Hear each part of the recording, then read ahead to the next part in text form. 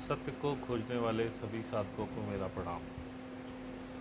आज एक आपको ऐसी वीडियो देने वाला हूँ जिससे आपको समझ में आए कि कुंडलिनी कौन है और कुंडलिनी को किस हिसाब से आपको ग्रीट करना चाहिए।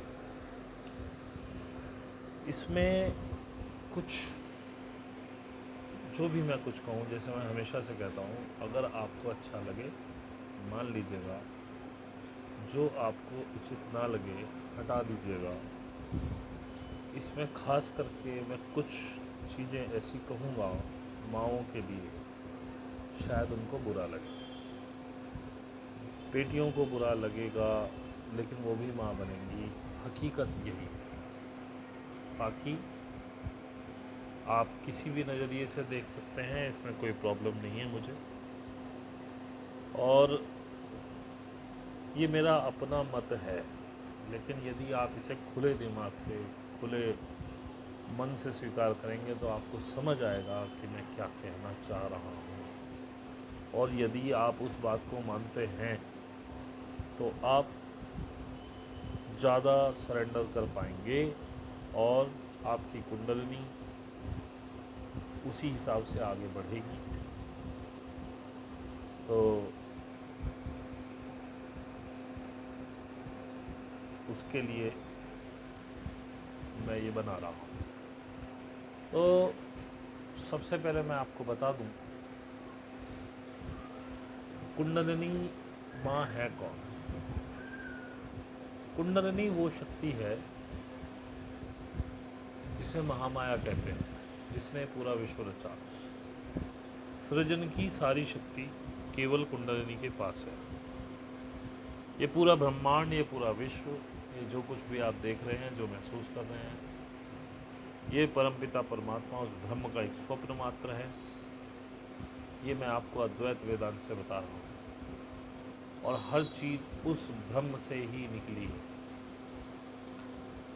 जब वो ब्रह्म जागता है, जब वो ब्रह्म, उसके अंदर वाइब्रेशन होती है, सबसे पहले यही शक्ति एक्टिवेट होती है और उस बिंदु से एक और बिंदु प्रकट होता है जो महामाया का है, वही कुंडलिनी है। फिर वो इस ब्रह्म के चारों ओर गति करती है। ये जो किताब आप इसमें देख रहे हैं आपके वीडियो में, सृजन शाश्वत लीला, अगर ये आपको समझ में आ जाए तो ये यही सब कहती है। तो ये गति करती है, गति करके उसके चारों तरफ एक अंडे की आकृति बनाती है, क्योंकि अंडा ही किसी लाइफ फॉर्म को जन्म दे सकता है। हर जगह अंडा है। मछलियों में अंडा है, मुर्गी में अंडा है, किसी भी स्तनपायी जीव, यहाँ तक कि मनुष्य के शरीर के अंदर भी अंडा है। जब उस अंडे में बीज जाता है तभी कुछ नया सृजन होता है। फिर वो अपनी गति बदलती है, जिसे लस्या कहते हैं। उससे ओम की फ्रीक्वेंसी, आकृति बनती है उसकी, जब वो वाइब्रेट करती है या परिक्रमा करती है ब्रह्म। वहीं से ओम का जन्म होता है, वहीं से प्रणव ध्वनि ओम पैदा होती है। ए उ म,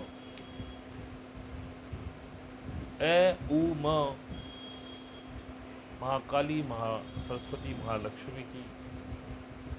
इसे ही ऐं ह्रीं क्लीं बोलते हैं। ऐं ह्रीं क्लीं जो है, ये वही तीनों शक्तियों का, इन्हीं तीनों शक्तियों से हमारा शरीर चलता है।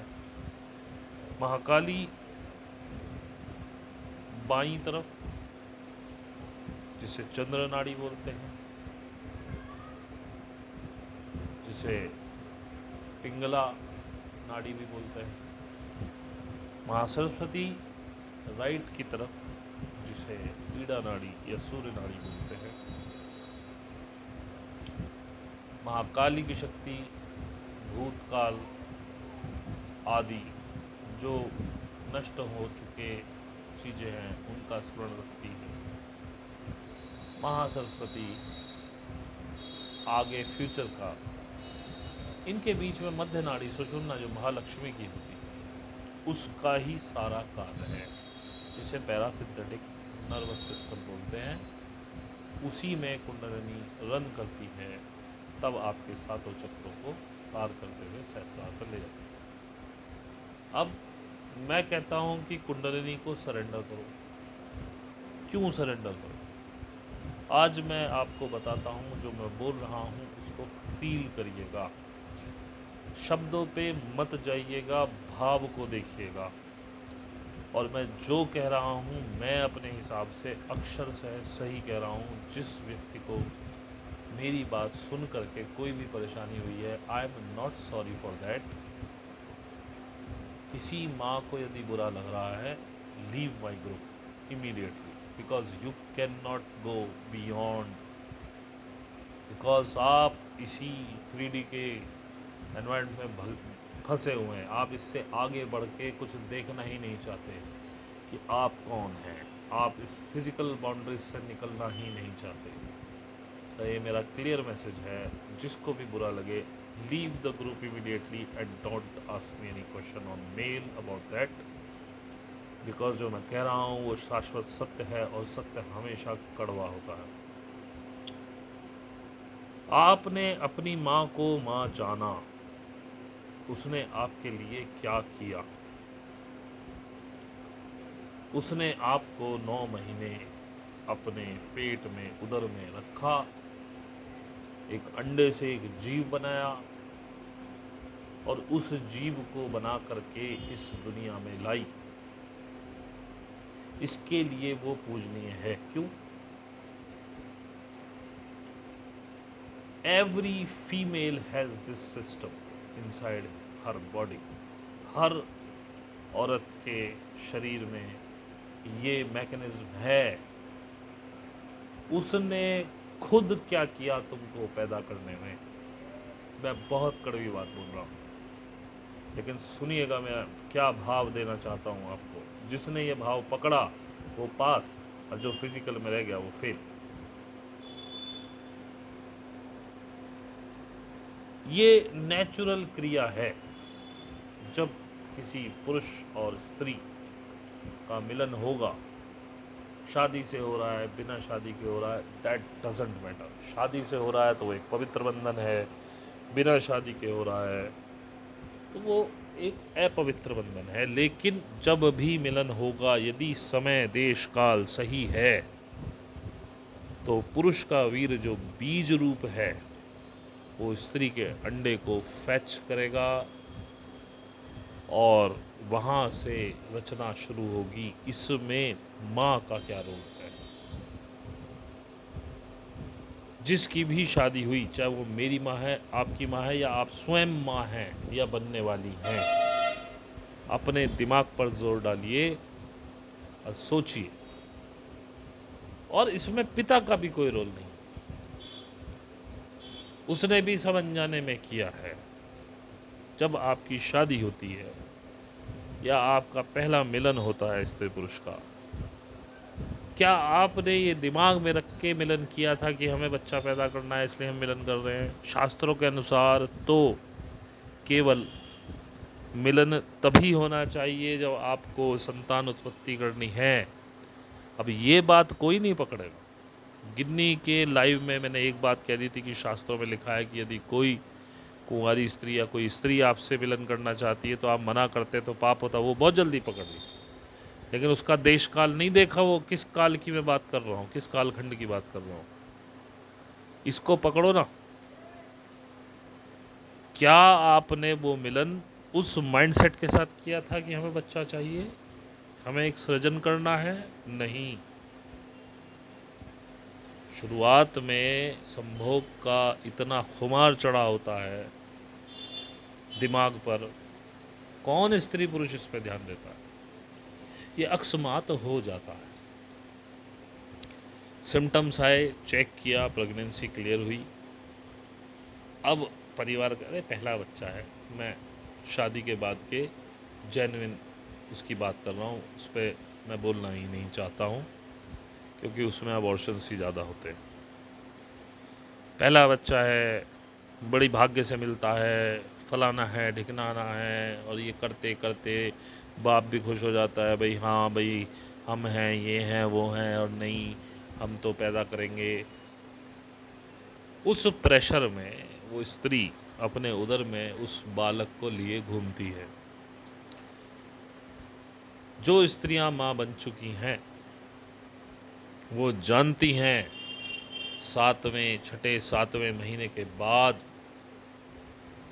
क्या हालत होती है स्त्री की।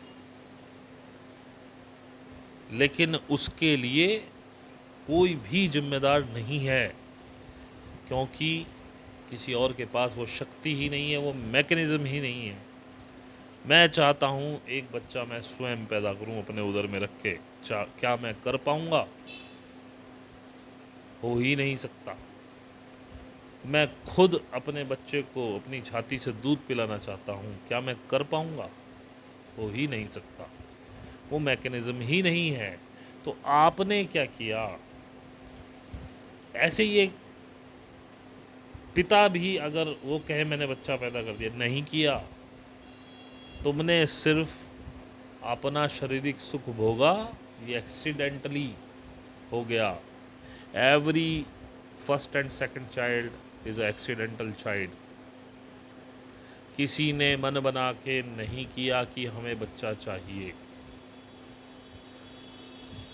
और 7 महीने के बाद जो हालत स्त्री की होती है वो कह तो नहीं पाती, मन ही मन उसको लगता है कि भाई इससे छुटकारा मिले। और 9वें महीने में तो इतनी वो परेशान रहती है, और यदि वो ना हो तो ये भी मैं बता रहा हूँ, वो प्रसव पीड़ा भी ना हो यदि उसे, तो वो बच्चा क्यों निकाले बाहर? आनंद आ रहा है, चलने दो। ये प्रकृति का नियम इसी तरह का बनाया हुआ है, तभी आप वो प्रसव पीड़ा झेल पाते हैं। वो one of the greatest pain होता है, हम सिर्फ उसकी कल्पना कर सकते हैं, एक स्त्री बता सकती है वो पेन कितना होता है। फिर भी वो झेल करके उस बच्चे को जन्म दे देती है। लेकिन इसमें वो माँ कहाँ बनी? कहाँ बनी माँ? हमने कह दिया उसे माँ है। फिजिकल मदर कह दो तो भी ठीक है, चलो आपने जन्म दे दिया इस शरीर से। किसने, जब वो एग आपके अंदर फैच हुआ था, किस शक्ति ने उसकी सेल्स डिवाइड करनी शुरू करी? 1 से 2, 2 से 4, 4 से 8, 8 से 16। किसने उसको स्वरूप दिया? किसने अस्थियां बनाई, मज्जा बनाई, दिल बनाया, फेफड़े बनाए, किडनी बनाई, आंखें बनाई, नाक बनाई, कान बनाए, हाथ बनाए, पैर बनाए? कौन था वो? वो कुंडलिनी थी, जो उस बीज के माध्यम से, उस मनुष्य के शुक्राणु के बीज के माध्यम से आपके उदर में पहुंची।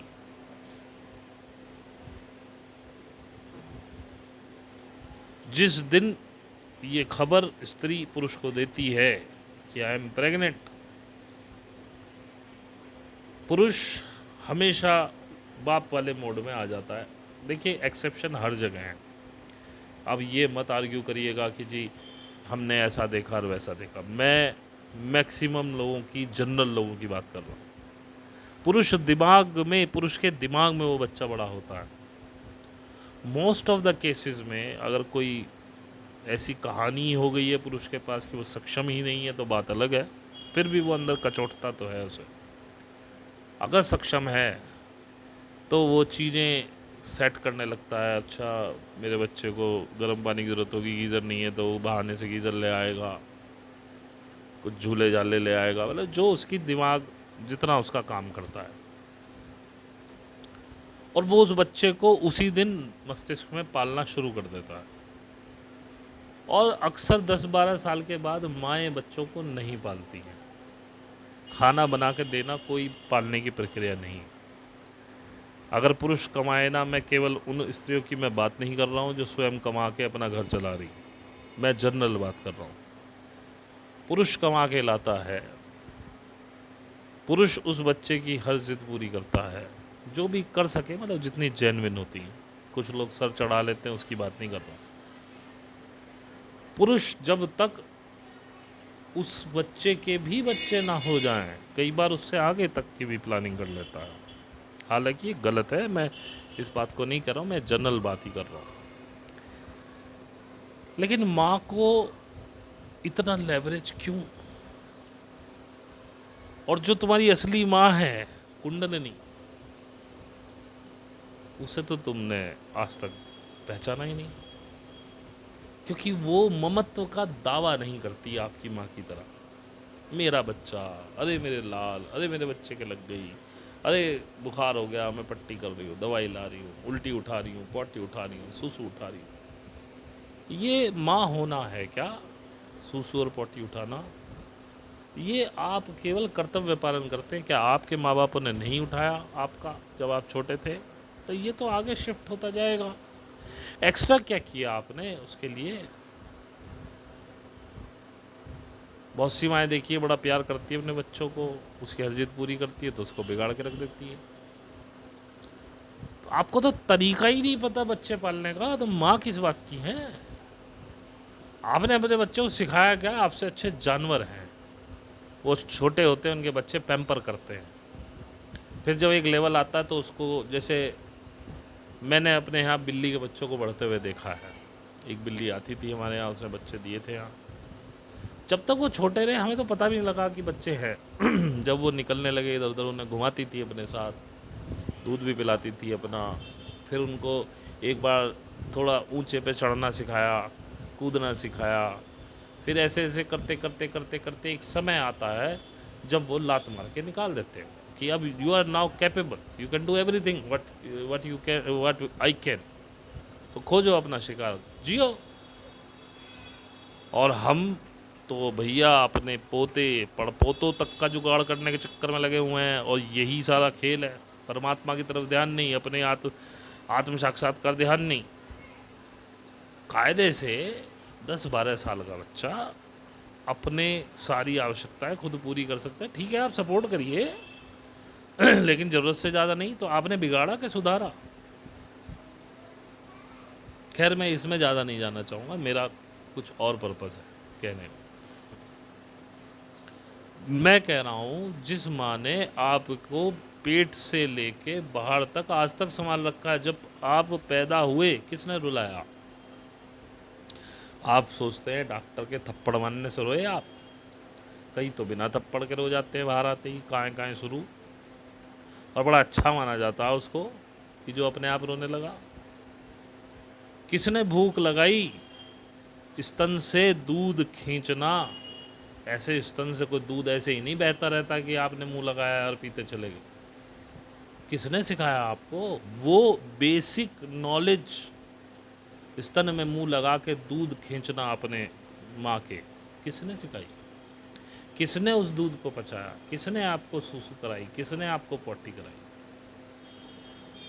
किसने वो जो 5 तरह की वायु थी,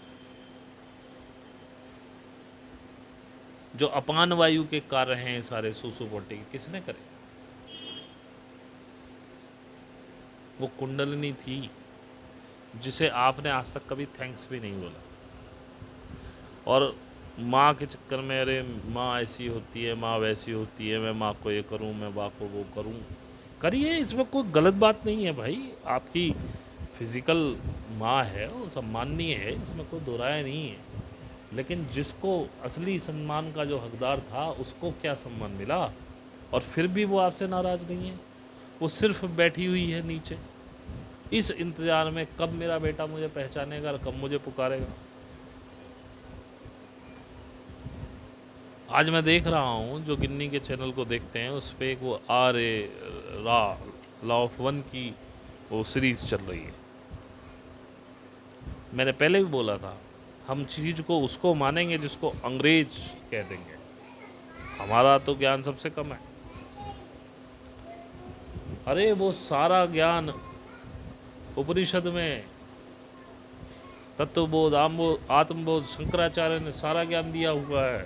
अद्वैत वेदांत क्या है? ये लॉ ऑफ वन तो परसेप्शन जो है अद्वैत ही तो है, लॉ ऑफ वन। अद्वैत मतलब जहाँ कोई दो ना हो, जहाँ एक हो।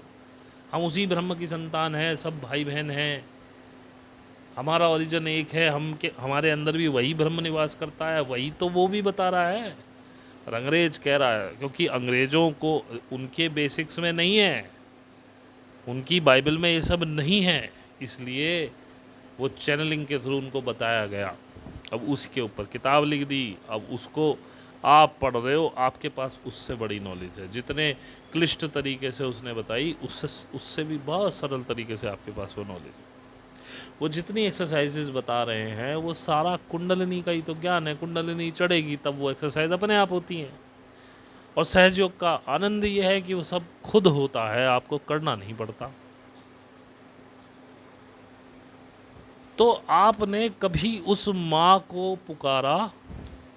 अभी भी मैं, जो हमारा सेशन होता है हम बताते हैं उसमें हमारी वीडियो में कि माँ को ऐसे पुकारो, लेकिन बस लोग करने के लिए करते हैं। लेकिन मेरे भाई, वो जो तुम्हारी असली माँ है ना, एक बार ज़रा उसे प्यार से, जिस भाव को मैं बता रहा हूँ उस भाव से समझो, ज़रा उस भाव से पुकारना। अगर ये बातें सुनते हुए आंखों के अंदर आंसू ना आए तो भाव नहीं जगा, और अगर आंसू आ रहे हों तो माफ़ी मांगना उस माँ से कि माँ, मैं तेरा बच्चा, मैं तेरे को नहीं पहचान पाया, मैं कहीं खो गया था इस 3D में, लेकिन आज तेरी कृपा हुई। जिसको ये समझ आएगा, ये कुंडलिनी की ही कृपा है, उस पे ये मानना, क्योंकि उसके बिना पत्ता नहीं हिलता। उसने ये सारा जगत रचा है। वो ब्रह्म के स्वप्न को पूरा करने के लिए कितना बड़ा भार उठाए हुए है, इस बात का पता आपको अभी नहीं है। जिस पृथ्वी पे आप रह रहे हो वो पूरे, अगर यूनिवर्स, अपने यूनिवर्स का देख लो, अपने ही यूनिवर्स में कई गैलेक्सी हैं और हमारी गैलेक्सी का कितना छोटा सा बिंदु है, तो आपको समझ में आएगा वो कितना बड़ा कार्य करती है।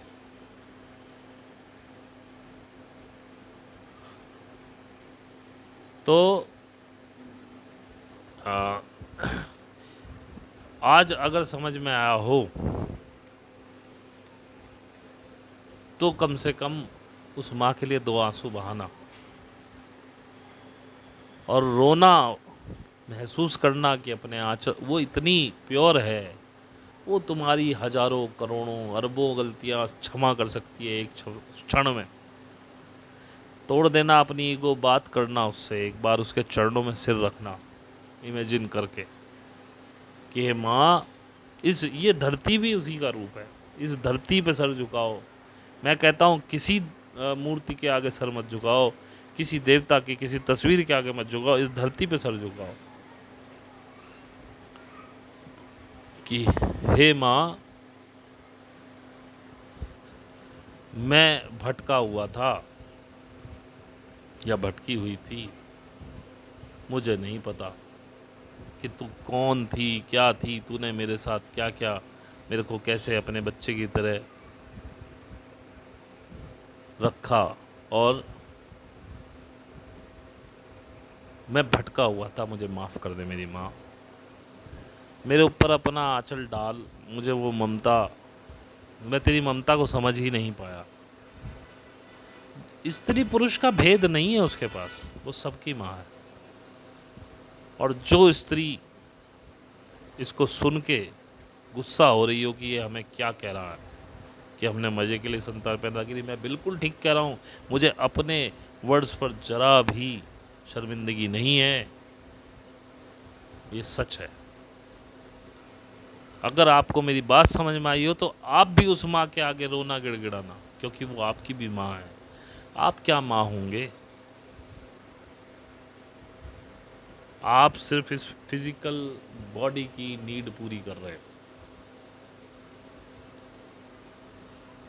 अगर आप माँ हैं तो मुझे बताइए, उसके बाद बच्चा पैदा करने के बाद आपको सेक्स नहीं करना चाहिए था, या 2 हो गए, 3 हो गए, जहाँ आप रुके उसके बाद आपने नहीं किया क्या आज तक?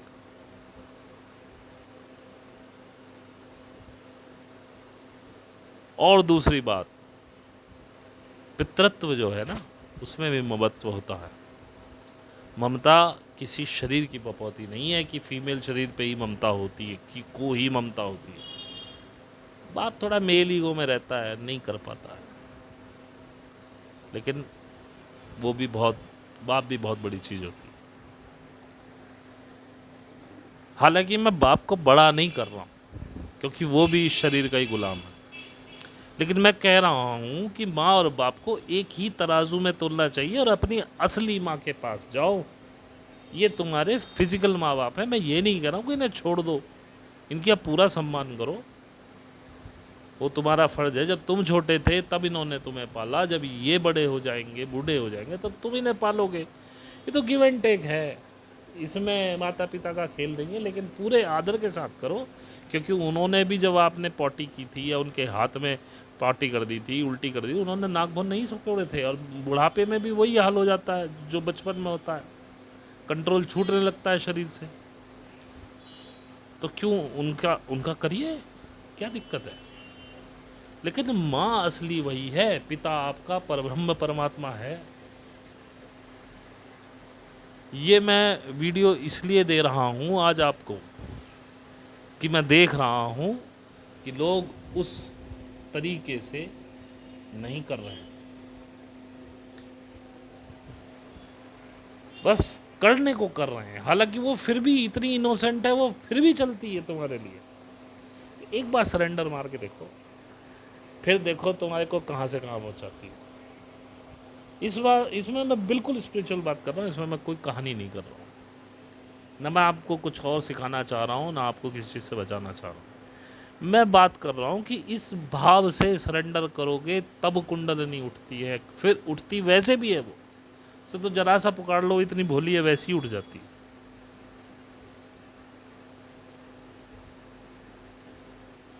लेकिन एक बार ऐसे सरेंडर तो करके देखो, फिर देखो तुम्हें क्या बना देगी। आज ही हमारे ग्रुप में एक मैसेज आया था सुबह कि मेरे को 1 महीना ध्यान करते हुआ है, मेरी ज़िंदगी बदल गई है, मेरा पूरा लाइफस्टाइल चेंज हो गया है, घर वाले जो मुझसे परेशान रहते थे अब मुझे एडमायर करने लगे हैं, और मैं श्योर हूँ कि इस भाव से तो उसने भी नहीं देखा होगा। तो मेरे मित्रों, मेरे भाइयों, मेरी बहनों, माताओं, जो भाव मैं तुम्हें देने का कोशिश कर रहा हूँ, उस भाव से एक बार सरेंडर हो।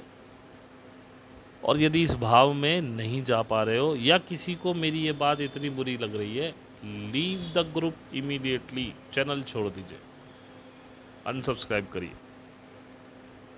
क्योंकि मैं आपको प्लीज़ करने के लिए अपने थॉट्स नहीं बदल सकता। और जिनको ये भाव समझ में आया हो, और यही अपने बच्चों को सिखाइए कि हम नहीं है तुम्हारी माँ, हम नहीं है तुम्हारे बाप, बाप वो परब्रह्म परमात्मा है। This is a law of one, सब में वही है। और ये अद्वैत की जब अनुभूति होती है, जब आप सहस्त्रार्थ में पहुँचते हैं, आप क्या समझते हैं? वो कहते हैं कि हर चीज़ में आपको परमात्मा दिखता है। आपको क्या लगता है, परमात्मा की तो शक्ल ही किसने नहीं देखी, तो क्या दिखता होगा? आप स्वयं भी तो परमात्मा हैं। आप खुद को देखने लगते हैं हर चीज़ में। This is law of one. ये ना किसी ने समझा, ना किसी ने समझाया, क्योंकि जो समझाने वाले हैं वो समझाते नहीं हैं, क्योंकि उन्हें पता है इन बेवकूफ़ों के मुंह कौन लगे। लेकिन ये समय है ये सब जानने का। मुझे भी ये नॉलेज दी गई है, मेरे पास नहीं थी। ये डिवाइन नॉलेज मुझे दी गई है, आप लोगों को बताएं, क्योंकि समझने का समय। और अब भी कोई बेवकूफ़ ना समझे तो भाई उसका कुछ नहीं हो सकता। उसे अभी कम से कम 4 सूक्ष्म चतुर्युग पूरे करके लगभग 1 लाख साल का वेट करना पड़ेगा इसी अर्थ पे। फिर देखेगा वो 1 लाख साल बहुत होते हैं, कितने ही जन्म निकल जाएंगे। इसे केवल वही समझेगा जिसका समय आ चुका है असेंशन का। मैं बात नहीं कर रहा हूँ 5D 3D 4D, कुछ नहीं बात कर रहा हूँ इसमें। मैं असेंशन, अगर उस परमात्मा से एक बार तुम मिल गए भाड़ में जाए ये 5D, भाड़ में जाए 3D, भाड़ में गई ये मैट्रिक्स, कोई तुम्हारा कुछ नहीं बिगाड़ सकता। मीरा को कहते हैं सशरीर वो मूर्ति में समा गई थी भगवान जगन्नाथ की। आपको क्या लगता है? अब तो आपके पास बहुत नॉलेज है, उस समय तो लोग बेवकूफ़ थे। ऐसा भी हो सकता है आपके साथ, यदि मीरा वाला डिमोशन हो, वो पोर्टल के अंदर चली गई थी, उसको दूसरे लोक में से शरीर बुला लिया गया था। किसी के पास इतनी नॉलेज नहीं थी, बेवकूफ़ थे, कलयुग में थे लोग उस समय, उनको नहीं पता था कि पोर्टल्स भी कुछ होते हैं। नहीं होते डॉक्टर जगदाले तो कहाँ से तुम्हें पोर्टल की जानकारी मिलती? मुझे आज समझ में आया कि मैं एलियंस पे बात क्यों कर रहा था। मैं हमेशा दिमाग में एक एक कहानी रहती थी कि मैं एलियंस पे क्यों बोल रहा हूँ, मैं इन्हें क्यों पढ़ रहा हूँ, इसका क्या औचित्य है।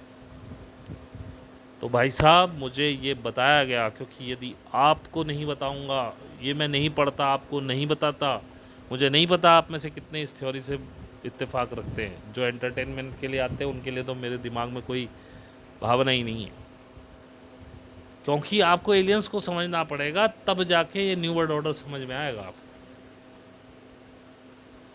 इस न्यू वर्ल्ड ऑर्डर को समझाने के लिए पहले आपको ये कनेक्ट कराना था कि आपको एलियंस ने बनाया है, भगवान भी एलियंस ही हैं। कौन होता है एक्स्ट्रा टेरेस्ट्रियल? अर्थ एक टेरिटरी है, इसके बाहर का कोई भी व्यक्ति एक्स्ट्रा टेरेस्ट्रियल है। और जब हम खुद ही मानते हैं विष्णु लोक होता है, शिवलोक होता है, ब्रह्मलोक होता है, दीज आर द प्लैनेट्स, जब वहाँ से कोई आएगा तो वो एक्स्ट्रा टेरेस्ट्रियल ही तो हुआ, उसी को आप भगवान बोल रहे हैं। देखा है किसी ने भगवान को? हाँ, आर्कन्स होते हैं, भूत, नेगेटिव एनर्जी, जितने भी ये किसी पे काली मैया आती है, किसी पे लांगूरी आता है, किसी पे शिवजी जी खेलते हैं, और सबसे ज़्यादा शिवजी जी और काली मैया ही आते हैं। बाकी किसी को हमने कभी कृष्ण जी को आते नहीं सुना, राम जी को आते नहीं सुना,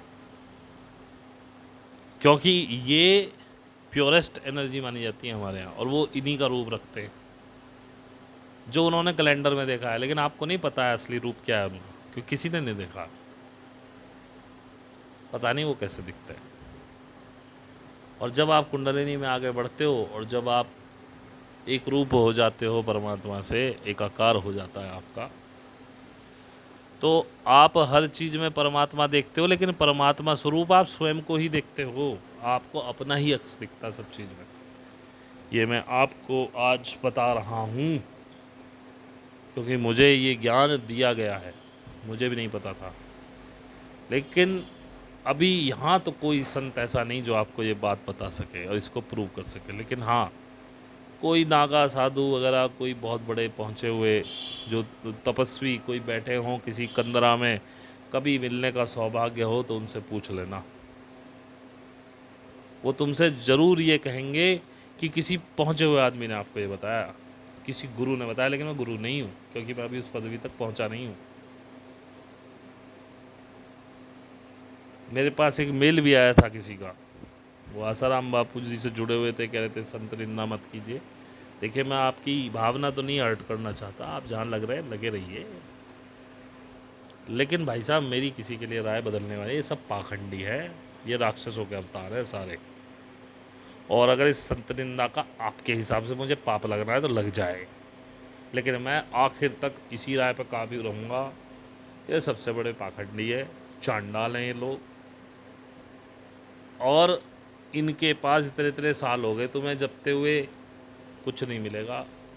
तो प्लीज़ गुरुओं को छोड़ो, नाम जप छोड़ो, मंत्र छोड़ो, मंदिर छोड़ो, आप अपना सर झुकाना बंद करो, टीके लगाना बंद करो, अपने आप से लगाओ टीका, पैर छुओ अपने माता पिता के छुओ, बस। औरतें सास ससुर के छू ले, पति के भी क्यों छूती हो? पति में ऐसा क्या है तो आजकल सास ससुर और माँ बाप भी छूने लायक नहीं, लेकिन आप छू सकते हैं, लोगों की भावनाएं आहत हो जाती हैं। बाकी सब छोड़ दो, और हर व्यक्ति को, इसीलिए ये गुरु लोग तुम्हें कुंडलिनी नहीं करने देते, जिनको पता भी है, उनको पता है। वो हमेशा कहते हैं नास्तिक शक्ति है। नास्तिक होना बहुत अच्छा होता है, क्योंकि आस्तिक होने पे आपको बेवकूफ़ बनाया जाता है। नास्तिक कभी बेवकूफ़ नहीं बनता, वो प्रूफ मांगता है हर चीज़ का, और वो प्रूफ उसे कुंडलिनी देती है। जो प्रैक्टिस कर रहे हैं उन्हें पता है। और मैं आपको एक बात और बता दूं, हम जल्द ही आप सभी के लिए एक टेलीग्राम ग्रुप बनाने वाले हैं, जिसमें कोई भी फ्री भी ऐसे ही आके जुड़ सकता है। उसका पर्पज़ भी बताएंगे, कराना क्या है। किसी ने उसमें उल्टा सीधा कोई भी कमेंट दिया, वो उसी दिन ब्लॉक हो जाएगा, बिना किसी वार्निंग के। उसमें कोई नॉइस नहीं चाहिए। क्वेश्चन आप डालेंगे तो भी कोई फ़ायदा नहीं, क्योंकि उसमें बहुत सारे लोग, हमारे यहाँ ज्ञान देने की प्रथा बहुत है हिंदुस्तान में, लोग ज्ञान अपना ही पेलने लगेंगे, इसीलिए ग्रुप बनाते नहीं हैं। लेकिन आप ये ध्यान रखिएगा, वो ग्रुप केवल मेडिटेशन के लिए बनेगा। उसमें हम लोग इंस्ट्रक्शंस देंगे, आपको मेडिटेशन करनी है, ध्यान को लेकर के कोई सवाल आप डाल सकते हैं। बहुत उतावले मत होइएगा, जब किसी को आंसर करना होगा कर देगा। कोई आपको ज्ञान बांटे मत लीजिएगा, हम आपको नाम बताएंगे इसमें कौन कौन ज्ञान दे सकता है बस। उसके अलावा वो जो बंदा कोई बहुत ज़्यादा ज्ञान बांटेगा उसको भी हटा दिया जाएगा। अभी उसकी रूपरेखा बना रहे हैं, और उसमें से अच्छे साधकों को हम अपने कोर ग्रुप में, सिग्नल वाला जो हमारा ग्रुप है, उसमें ट्रांसफ़र कर लेंगे। वहाँ भी रहेंगे वो, और वहाँ भी रहेंगे। तो ऐसा कुछ करने का मूड है। अगर आप लोगों ने पेशेंस दिखाया, सब कुछ सिखाया, तो वो ग्रुप चलता रहेगा, नहीं तो जल्दी डिलीट हो जाएगा। उम्मीद मुझे कम है कि आप लोगों के साथ कोई ग्रुप चल पाएगा, लेकिन हम भी डॉक्टर साहब की तरह आदत से मजबूर हैं। हम जो करने आए हैं वो तो हमें करना ही है। तो देखते हैं कहाँ तक चलते हैं आपके साथ। बाकी इस वीडियो को देख करके अपने भाव उस तरह के रखिएगा उस माँ के प्रति, क्योंकि वही असली माँ है, वही आपको पार करा सकती है। बाकी आपके माँ बाप को कुछ नहीं पता है, वो एक 3D बॉडी है। उनको भी बताइए ये बातें, उनसे भी सरेंडर कराइए, लोगों को मेडिटेशन में लाइए। अगला समय मेडिटेशन वालों का ही है, और जल्दी कुछ और छोटे मोटे खुलासे मैं आपके सामने करूँगा, जो बहुत ज़रूरी हैं आगे आने वाले समय के लिए। तो उनकी बात तभी करेंगे। तो जिन लोगों ने पूरा वीडियो सुना है और वो मेरे भाव को समझे हैं, बहुत बहुत धन्यवाद। जिनको गुस्सा आ रहा है, जिन माँओं को, जिन बहनों को, माताओं को, या जिन पिताओं को गुस्सा आ रहा है मेरी बात सुन के, या जो बहुत ज़्यादा डिवोटेड हैं अपनी मदर के तरफ, उनको बहुत गुस्सा आ रहा है मेरे को सुन के, leave the group, leave the channel. I don't want you to be here, क्योंकि मैं नहीं बदलने वाला हूँ। मैं जो कह रहा हूँ वो नास्तिक आदमी के ज़रा जल्दी समझ में आएगा, क्योंकि आस्तिक आदमी से बड़ा बेवकूफ़ मूर्ख कोई है नहीं, उसको हर जगह ठगा जाता है। जैसे कि मैं बताऊं, एक एग्ज़ाम्पल बता देता हूं। मैं नया कूलर लेके आया एक दिन, अभी पिछले हफ्ते। मेरी वाइफ बोली, तो और तुम चालू कर रहे हो? मैंने कहा हाँ, तो चालू करो, क्या दिक्कत है? तो बोले बेटी से सेवल करा रहा हूँ। मैं नहीं सेवल कराऊँ तो ख़त्म हो जाएगा, ख़राब हो जाएगा ये। भाई मैंने कहा यार कहाँ तुम किस चक्कर में पड़ी? मैंने चालू कर लिया, अभी तक ठीक चल रहा है। अभी मैं एक दूसरा कूलर आज लेके आया बच्चों के लिए। तो जैसे ही मैंने वो खोला, बोलो गणेश जी महाराज की जय। मैंने कहा यार तुम्हारा नहीं सुधर सकते तुम लोग। आस्तिक होना मूर्खों का प्रतीक है। अबे मैंने कहा इसमें गणेश जी महाराज की जय कहाँ से आ गई? तो बस आज के लिए इतना ही। बहुत बहुत धन्यवाद, प्रणाम।